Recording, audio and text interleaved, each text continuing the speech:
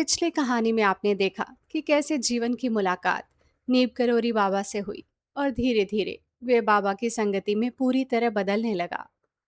बाबा के साथ उसकी यात्राएं अब जीवन का हिस्सा बन चुकी थी। अगर आपने जीवन और नीम करोली बाबा की पिछली दोनों कहानियां नहीं देखी हैं, तो पहले उन्हें जरूर देख लें, ताकि इस कहानी का पूरा क्रम और जीवन का बाबा के साथ गहरा जुड़ाव आपको अच्छी तरह समझ आए। और अब आगे बढ़ते हैं इस अद्भुत यात्रा के अगले प्रसंग की ओर।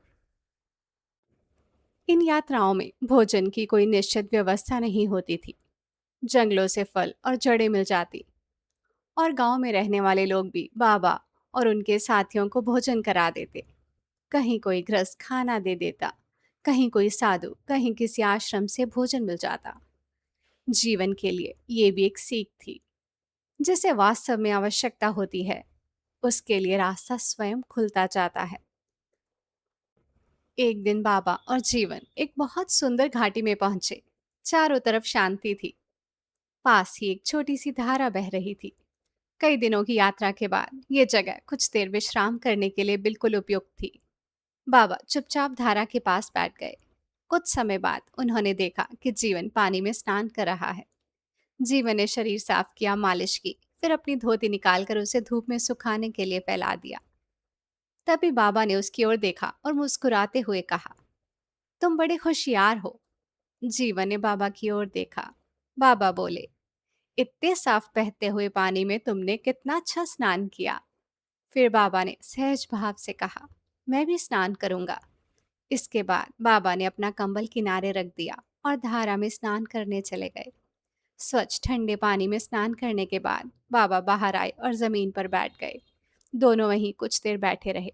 फिर बाबा ने उस निर्मल जल की ओर देखते हुए जीवन को समझाया, प्रकृति मनुष्य को सब कुछ कितना शुद्ध और ताजा देती है, लेकिन मनुष्य अपने लालच और स्वार्थ से उसे दूषित कर देता है और फिर उसी का दोष भगवान को देने लगता है।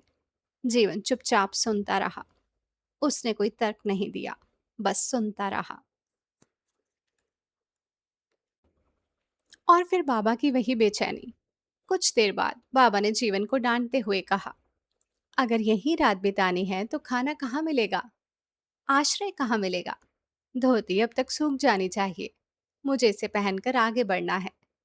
तुम तो लंगोटी में चल सकते हो, लेकिन मैं लोगों के बीच बिना ठीक कपड़ों के नहीं जा सकता।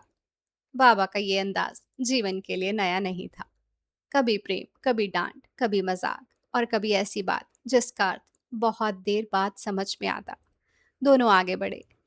कुछ दूरी पर एक छोटा सा गांव आया। गांव वालों ने उनका स्वागत किया। उन्हें रात रुकने के लिए जगह मिली। चपाती, आलू और भरपूर दूध। बाबा ने अपने लिए सादा भोजन लिया, चपाती और नमक, सब्जी और दूध जीवन के लिए छोड़ दिया। अगली सुबह दोनों फिर रास्ते पर निकल पड़े। अल्मोड़ा के बाहर आधी रात की एक और यात्रा। एक रात वे अल्मोड़ा के बाहरी इलाके से गुजर रहे थे। कुछ लोगों ने बाबा को पहचान लिया। वे उनसे आग्रह करने लगे, बाबा, आज हमारे घर भोजन कर लीजिए। बाबा पहले मना करते रहे, लेकिन उनमें से एक व्यक्ति लगातार पीछे आता रहा।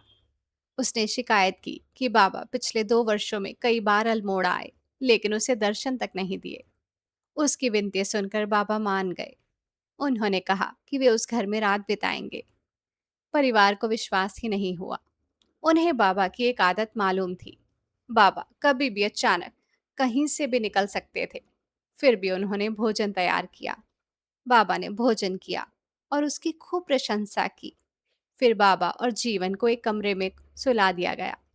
पानी रखा गया, दरवाजा बंद हुआ। घर वालों ने शायद सोचा, अब बाबा रात यहीं बिताएंगे। लेकिन बाबा को रोक पाना इतना आसान नहीं था। आधी रात के बाद जब पूरा घर सो गया, बाबा ने जीवन को उठाया और कहा, चलो अब निकलना है।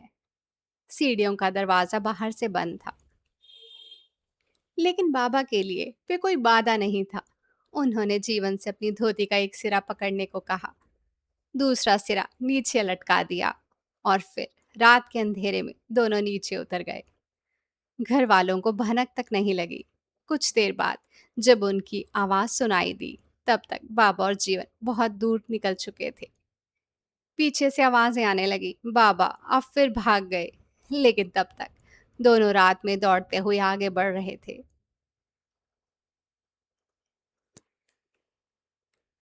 रात बहुत गहरी हो चुकी थी। पूरा शहर सो रहा था। चलते चलते वे एक छोटी सी झोपड़ी के सामने रुके। अंदर एक बूढ़ी महिला छोटी सी मिट्टी के तेल की रोशनी में बैठी थी। बाबा ने दरवाजा खटखटाया। दरवाजा खुला और उस वृद्धा ने बाबा को देखकर कहा, वे शाम से ही उनका इंतजार कर रही थी। उसने उनके लिए चपातियां बनाई थी। वे खाना उन्हें दिए बिना सो नहीं सकती थी। बाबा ने उसे समझाया कि वे देर से इसलिए आए क्योंकि कुछ लोगों ने उन्हें रोक रखा था।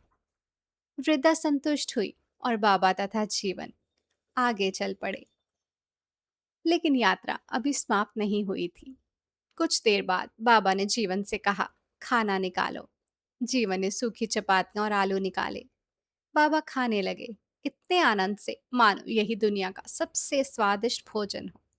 जीवन उन्हें देखता रहा।